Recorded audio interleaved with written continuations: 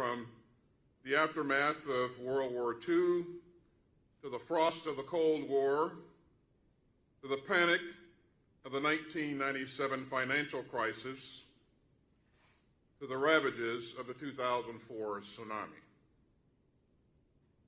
Yet at so many key junctures, the countries of the Indo-Pacific resisted the temptation to turn inward, and instead forged strong ties and built a more inclusive and secure and prosperous region. Today, amid this merciless pandemic, we stand together at another hinge moment. And we face another choice between the power of partnership and the dangers of division. I am confident that through our collective efforts, the Indo-Pacific will rise again to the challenge. And America will be right at your side, just as an old friend should. And after COVID-19, we don't believe that the goal should be to just return to the way that things were. We stand ready to work together, as President Biden says, to build back better. And so the central question for us all is, how can we unite to recover and rebuild? And how do we work hand in hand to forge a more resilient regional order? We think that the answer involves three components, and all of them are rooted in the imperative of partnership. First, the most urgent task is recovery. We must redouble our fight against COVID and raise up a safer, healthier, and more prosperous future. Second, we must look further ahead and invest in the cooperation and the capabilities and the vision of deterrence that will meet the security challenges here in Southeast Asia and across the Indo-Pacific. And third, we must recommit ourselves to the great long-term project of coming together as Pacific states to build a free and open region, one that stretches towards new horizons of partnership, prosperity, and progress. And let me talk a little bit more about these three areas. First, recovery. We must focus on the fundamentals, working urgently together to tackle the COVID crisis and to restore the region's economic dynamism. The pandemic has reminded us how deeply our world is interwoven. Today, a threat to global health anywhere is a threat to security everywhere. And so the United States has been rushing urgently needed assistance across the Indo-Pacific. That includes testing equipment, oxygen supplies, PPE, ventilators, and storage for vaccines.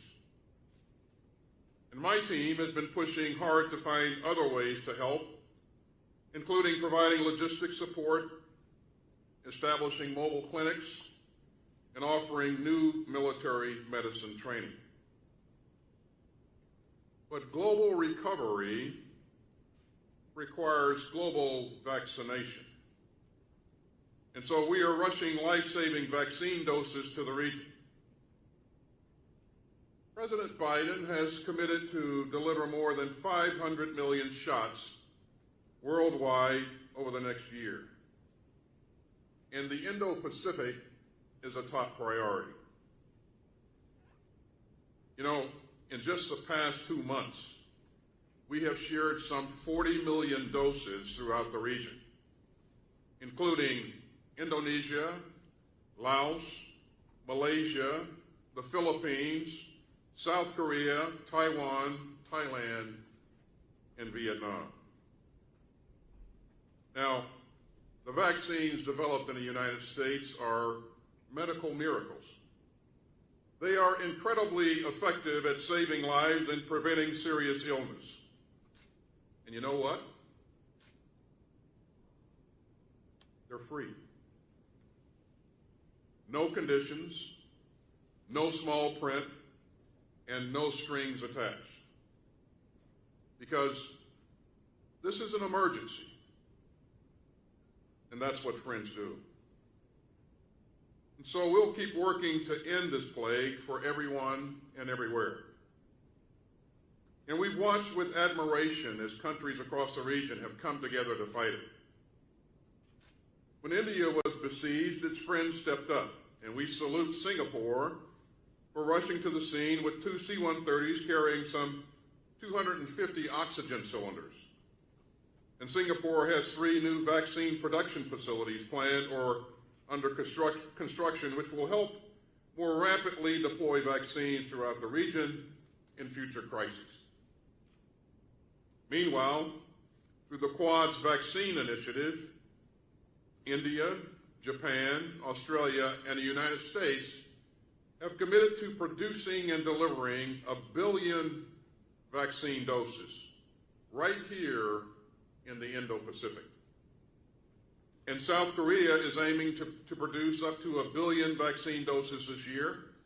And to help, the United States and South Korea have established a comprehensive vaccine partnership. The pandemic is still raging, and the road to recovery will be long. Yet these partnerships reflect our common determination and common humanity. And that brings me to the second way that our teamwork can create an even stronger region. And that is by coming together to tackle current and emerging challenges in the region that is the highest strategic priority for the Department of Defense, the Indo-Pacific region. Now, President Biden has made clear that the United States will lead with diplomacy.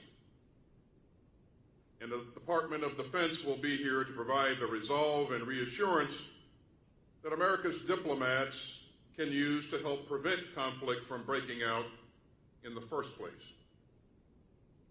As I've said before, it's always better to stamp out an ember than to try to put out a blaze. So deterrence remains the cornerstone of American security. And for decades, we have maintained the capabilities, the presence, and the relationships needed to ward off conflict and to preserve the stability that lies at the heart of our shared prosperity.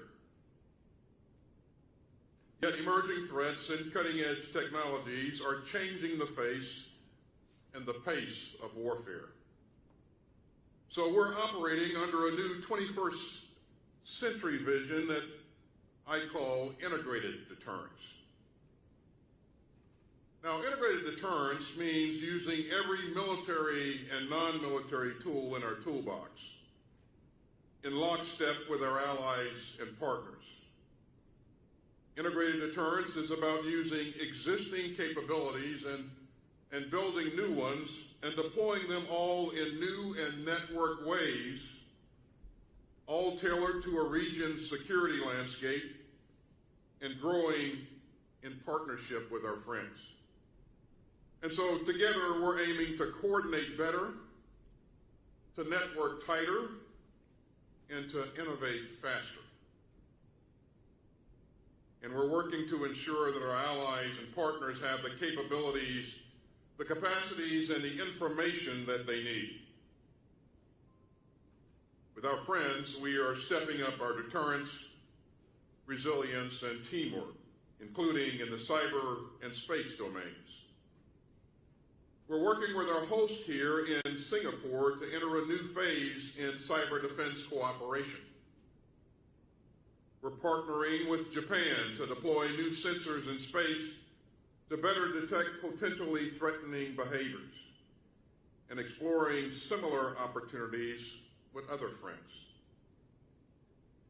I'm especially pleased that Singapore has chosen to invest in in the F-35 Joint Strike Fighter.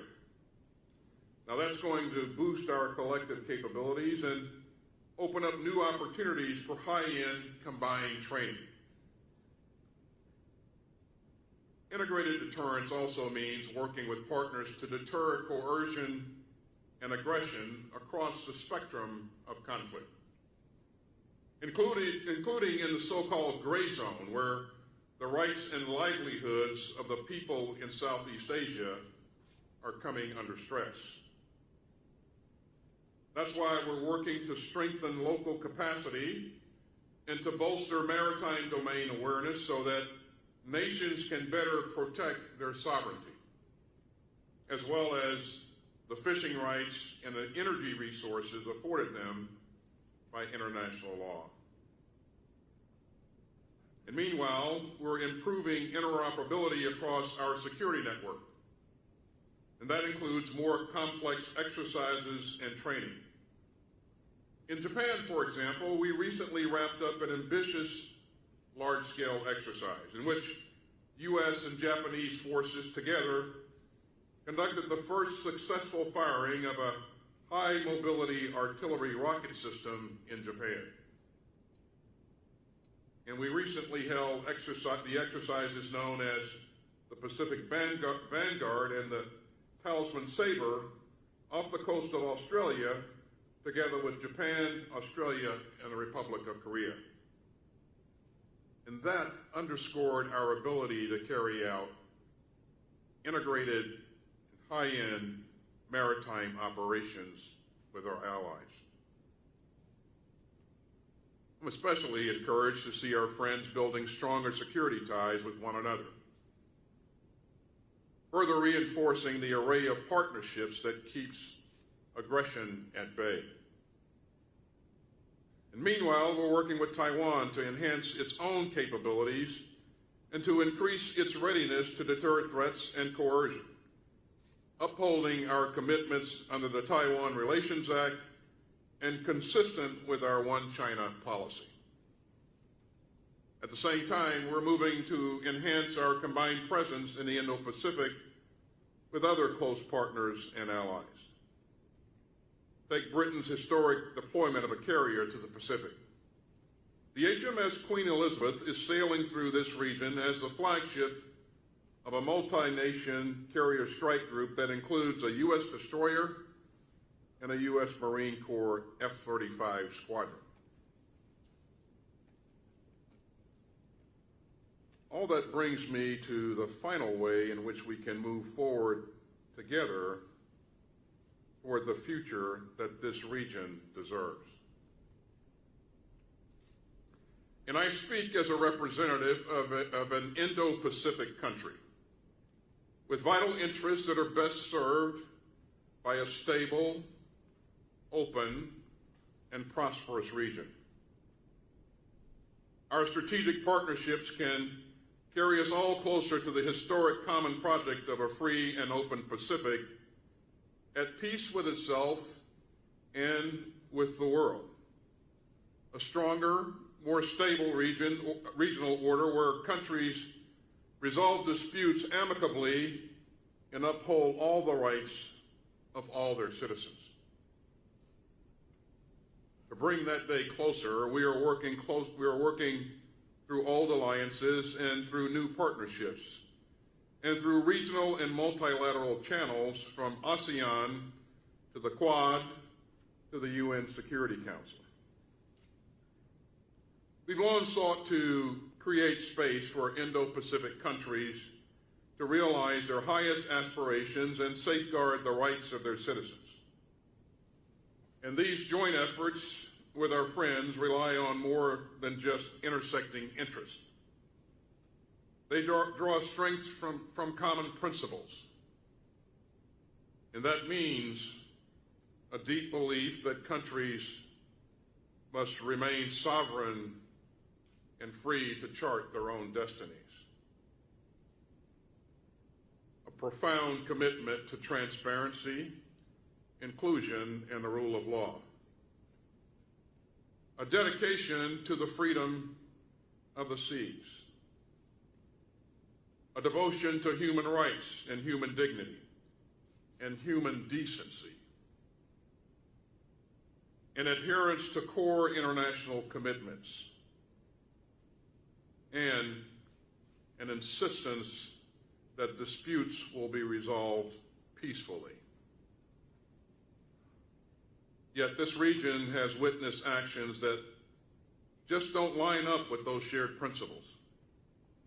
Beijing's claim to the vast majority of the South China Sea has no basis in international law.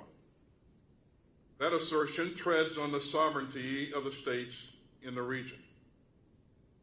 We continue to support the region's coastal states in upholding their rights under international law.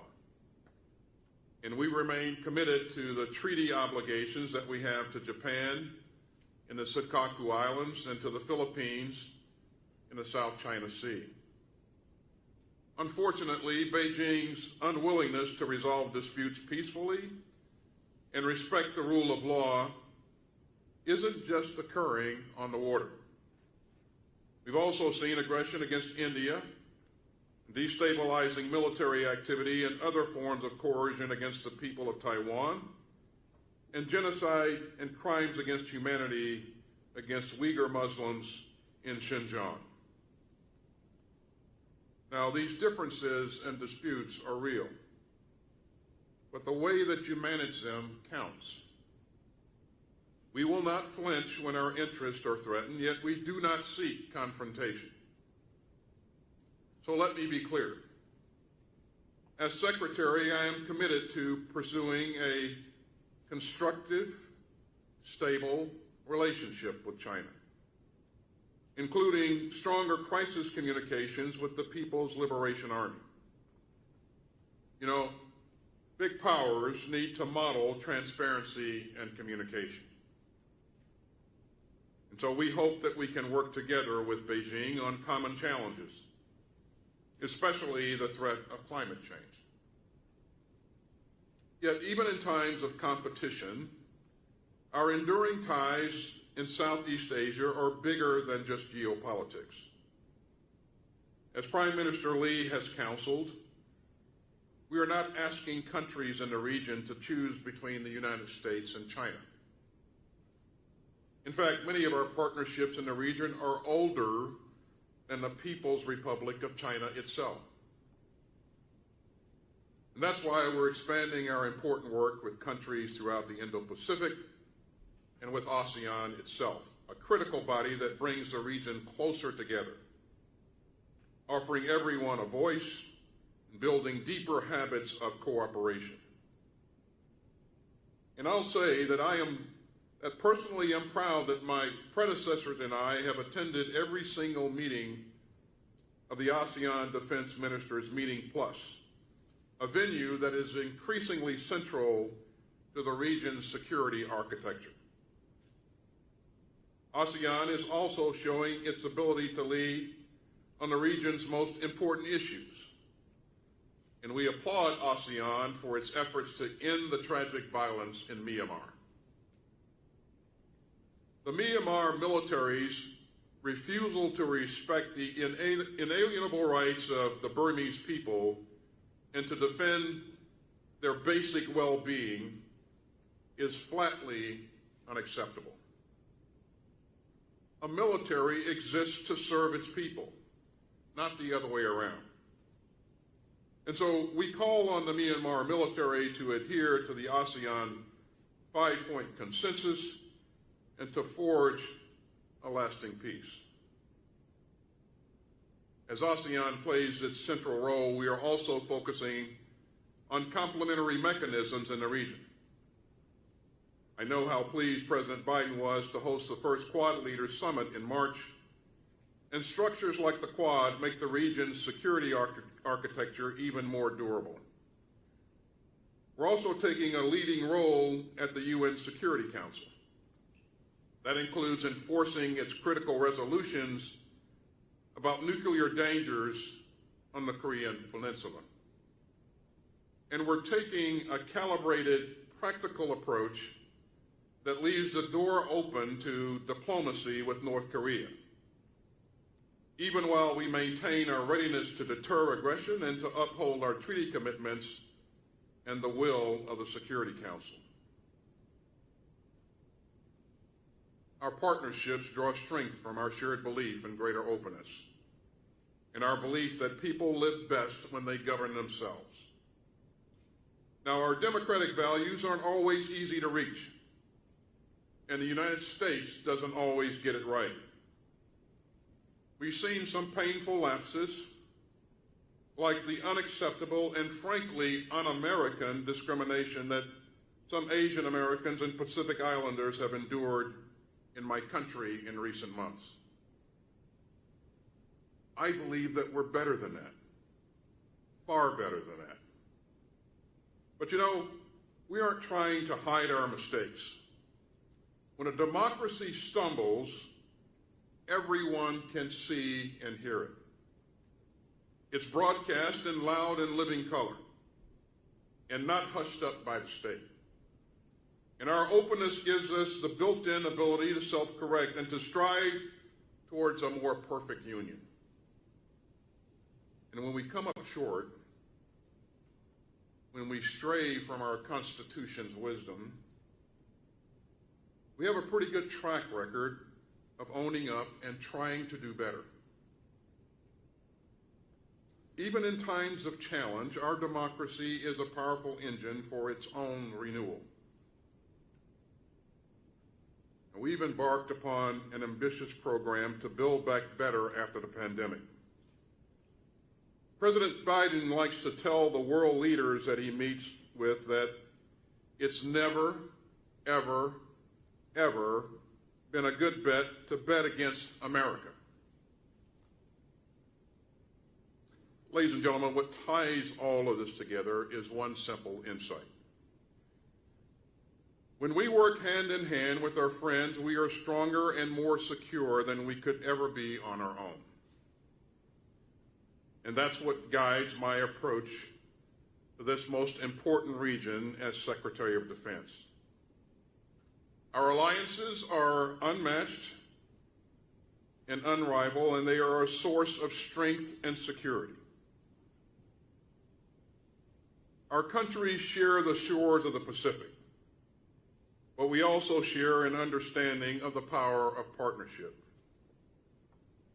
Geography has made us neighbors, as President Kennedy once put it, but vision and values have made us friends.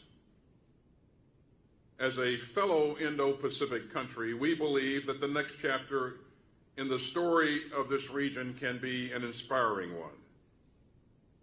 A time where, as President Biden likes to say, hope and history rhyme. So we stand together with you as your allies, your partners, and your friends, because we know that no one can go it alone. And we are confident that together we can build a brighter and better future for all of our children. Thank you very much.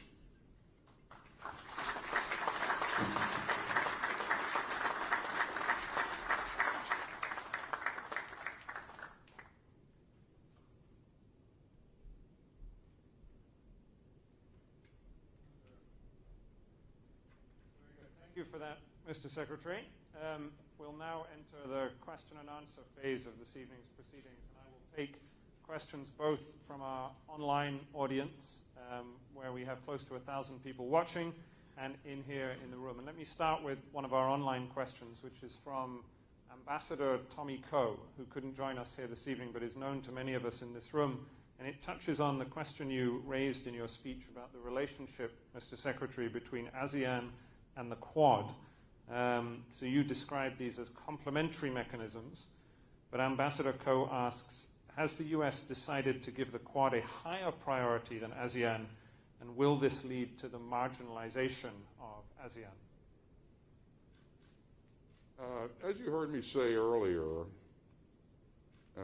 ASEAN is critical to this region and critical to the United States. It brings stability and peace to the region. It has done remarkable things. And you can expect that we will remain engaged with ASEAN as we have been in the past. And you heard me say that, I'm proud of the fact that, my predecessors and I have made every defense ministers meeting plus. And we clearly value, the goodness that ASEAN brings to the region and the stability that it works to create. And so we don't see the two organizations or entities competing with each other. We see them as complementary. The goal is to work to build greater stability and peace in the region, and also to ensure that we're working towards that rules-based order that you heard me mention earlier. Again, we'd like to see us continue to maintain a free and open Indo-Pacific region. Very good. Let me turn to a question from the room. Lynn Kwok from the IISS. Lynn, if you wouldn't mind putting your laptop down and standing up so people can see you. Thank you so much, Mr. Secretary.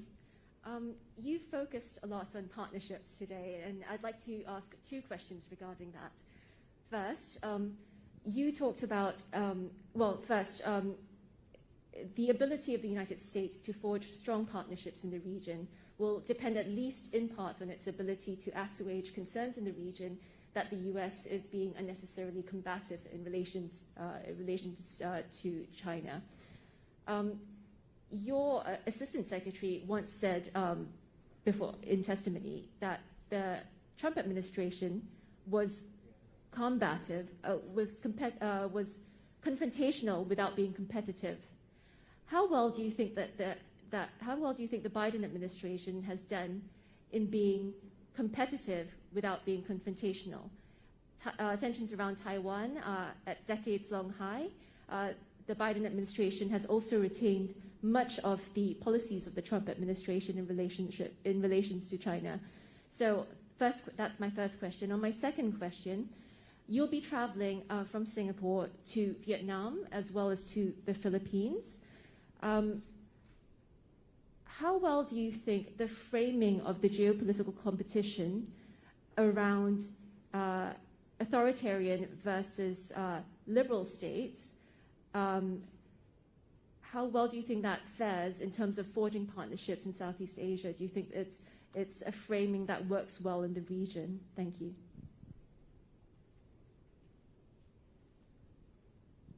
So, and you can correct me if I get off track in terms of answering your question specifically. I think the first question was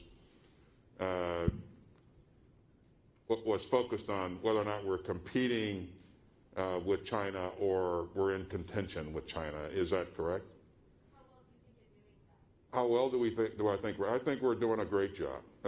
And quite frankly, from the very beginning, you've heard our president say that the type of relationship that we seek with China is not one of contention.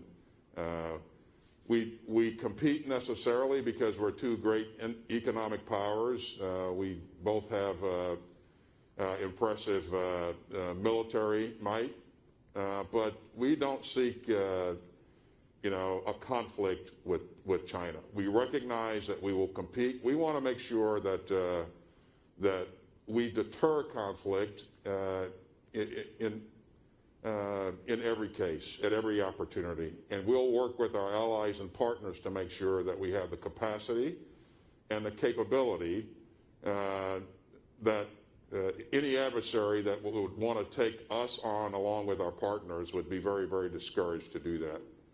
And I think we're doing a good job of that. I think you've seen us really reach out a lot more to engage our allies and partners and strengthen those relationships. That's a big part of this. We're also making sure that we continue to have credible military capability. Again, that would deter anyone that would want to make the mistake of taking us on. But this is a competition not just in the military realm. It's a competition in the economic realm, in science and technology, and you name it. Again, one that should not spur conflict, but one that we recognize that there will be competition because we are two very large countries with extremely large economies.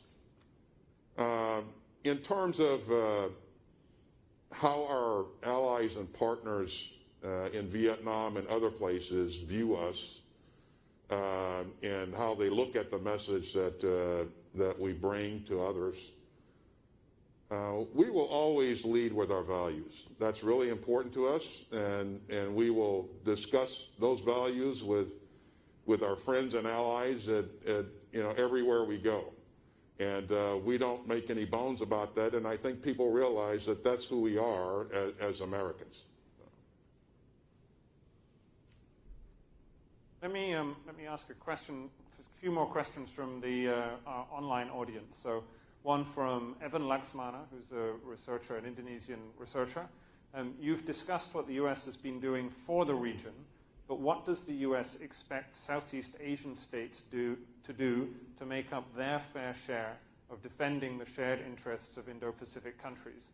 In other words, what sort of resources and efforts would you like to see Southeast Asian states give or invest to the collective defense of the Indo-Pacific? Well, if you consider all the things that our allies and partners bring to the table in terms of capabilities and in the cyber realm, capabilities, in terms of forces, our allies and partners already bring significant capabilities. Our goal is to make sure that we're working closely with allies and partners so that we ensure that we have the right policies and procedures so that when the time comes, if the time ever comes, and hopefully it never does, that we can work together in a seamless fashion. We would also hope that our allies and partners continue to work with us to ensure that the region remains a safe and open region that promotes commerce and that protects the sovereign rights of individual nations. Let me take another question from the audience. So I saw Charlie McCann's hand. So Charlie McCann from The Economist newspaper. We'll just get a microphone over to you, Charlie.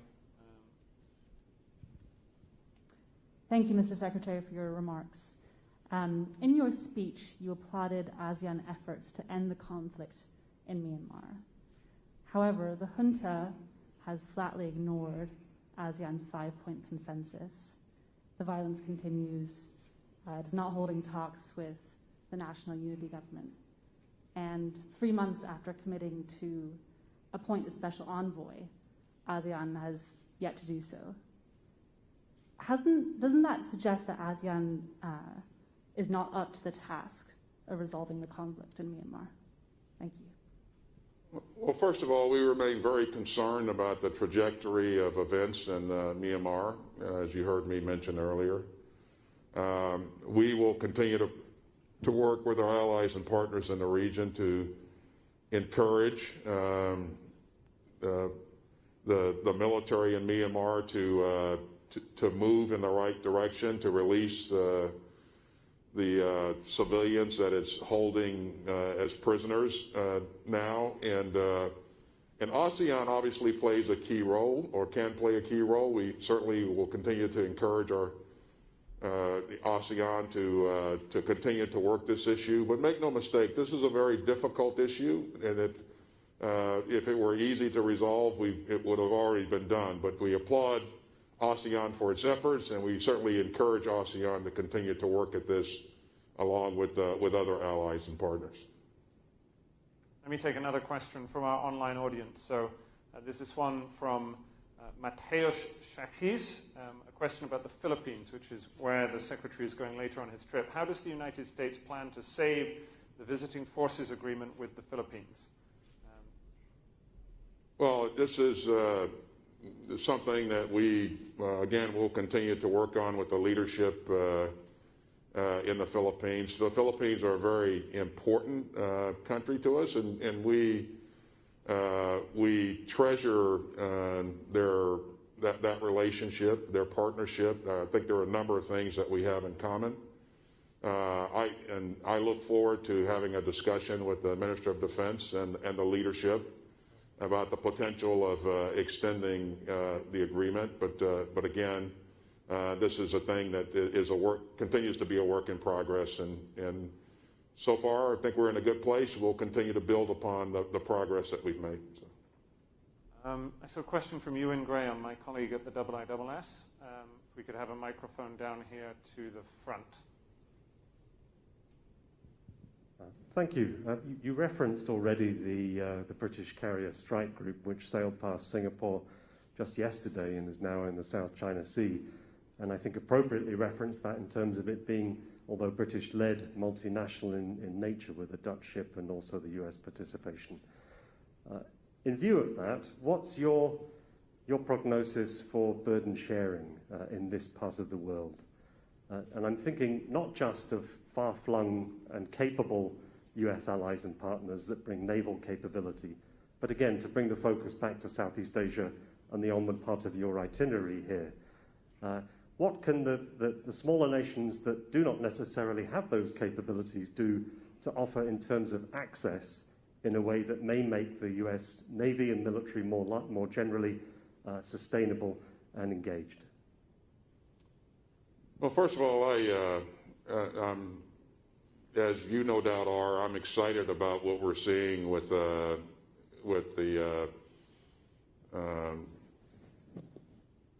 interoperability that's been demonstrated between the UK and our forces. As you know, we've made this journey from Europe to here. It's really been a successful endeavor, and I look forward to more of that going forward.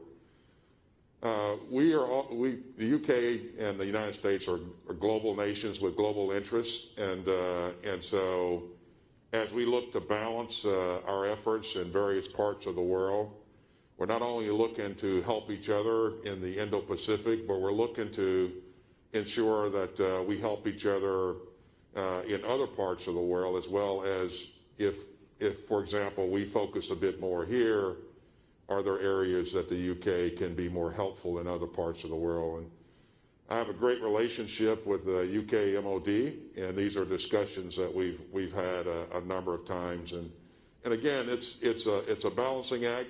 Resources are scarce, no matter which country you're talking about. But and again, we have interests around the globe, and we want to make sure that we work together to address all of those interests. There are things, obviously, that if nations are capable of providing resources and capability to help in this region, we welcome that, and we will facilitate that where possible. But again, we have a global perspective, and there are a number of places we can help each other as we shift our stance. Mr. Secretary, let me take another question from our online audience, this one on the question of Taiwan, which you raised in your speech. This is from Catherine Hiller in Taipei. Secretary Austin, she asks, you mentioned Taiwan in the context of China's unwillingness to settle disputes peacefully. Do you see China's military measures of coercion towards Taiwan as the main problem, or are you worried that there is an actual risk of a Chinese attack on Taiwan? Put another way, do you share the assessment of former Indo-PACOM Commander Davidson that such an attack could occur as soon as 2027? Well, I certainly wouldn't endeavor to provide any kind of intelligence assessment in this forum, but I would say that certainly Mr. Xi has been vocal about what his interests are going forward, and I think we have to take him for his word. No one wants to see a unilateral change to the status quo with respect to Taiwan. And again, we are committed to supporting Taiwan and this capability to defend itself in accordance with the Taiwan Relations Act and our One China policy. So, you know, I don't want to hazard any type of predictions. I think that, again, we'll stay focused on helping Taiwan to defend itself, or having the capabilities to defend itself going forward. Very good. We have many questions online, and I'm going to take just one more, and then I know the Secretary has to leave us this evening. So I wanted to take a question on North Korea from my colleague in London, Robert Ward from the IISS. North Korea's nuclear and ballistic missile challenges continue to be a priority security challenge for the US, Japan, and the Republic of Korea. Given persistent strains between Tokyo and Seoul, what role do you think the US should play to improve trilateral cooperation to boost the three countries' ability to deal with these contingencies? Yeah, again, we've been pretty clear about our desire to see relations improve. We've, again, as far as North Korea is concerned, we're open to dialogue. But having said that, we also remain focused on our commitment and our responsibility to help defend the Republic of Korea if it ever comes to that. So our readiness to be able to live up to our commitments is pretty important to us. But again, we remain open to dialogue. So. Mr. Secretary Austin, this draws our proceedings this evening to, or near to a close. So I wanted to thank you for a wide-ranging set of remarks and also for taking a series of robust questions from our audience in the room and at home. The IISS looks forward to welcoming you to a number of further such engagements, at least next June at the Shangri-La Dialogue. For those of you watching at home, wherever you may be this evening, this ends the formal part of our proceedings, so thank you very much for joining us, and thank you again to Secretary Austin. For those in the room, I'd invite you to stay in your seats while Secretary Austin first has a photograph taken and then leaves the stage. And before that, I'd invite you all to give him a warm round of applause for talking to us here this evening. Thank you.